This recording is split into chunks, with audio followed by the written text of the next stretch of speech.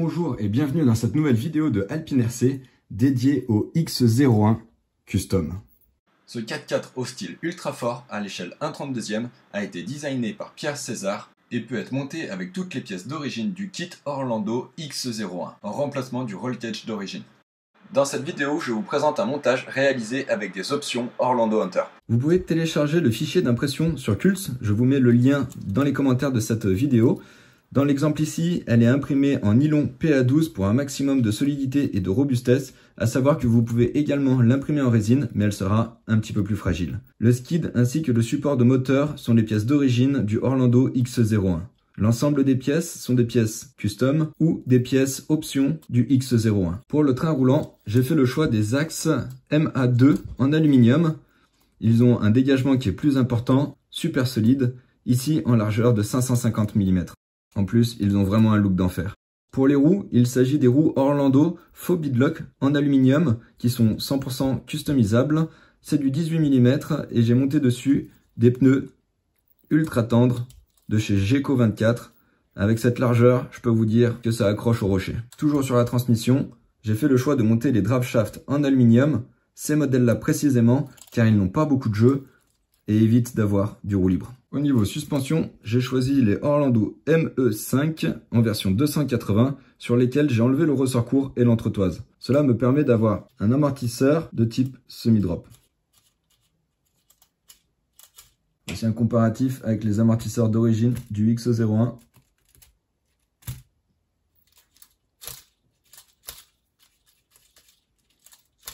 La caisse est bien mieux suspendue et le croisement de pont est bien plus important. Concernant les liens, ce sont les mêmes longueurs que pour le X01 d'origine. J'ai simplement fait le choix de les renforcer avec une tige en laiton. Ça permet également de rabaisser le centre de gravité.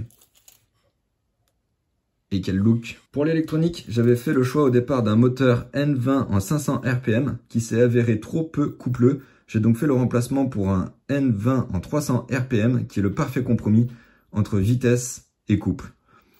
L'ESC est un Azure Hawker Tarzi qui permet d'avoir un fonctionnement ultra silencieux, très souple, ainsi qu'un système d'éclairage intégré.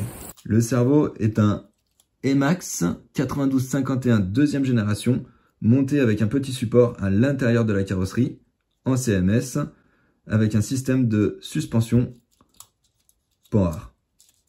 Je vous dis comment réaliser votre système de suspension Panhard dans cette vidéo.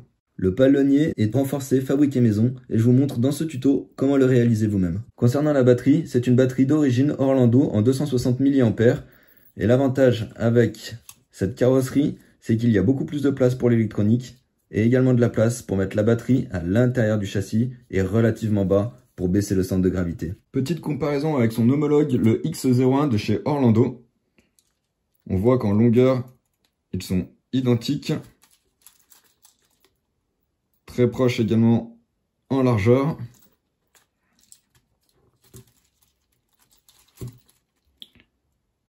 Après l'avoir testé en extérieur, je peux vous dire que ce petit 4x4 est un vrai monstre sur le terrain.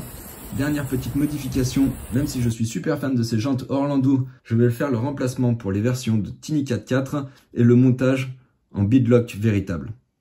Voilà, c'est terminé pour la présentation. J'espère que cette vidéo vous a plu. N'hésitez pas à vous abonner à ma chaîne Alpine RC pour en savoir plus. Et à très bientôt pour une prochaine vidéo.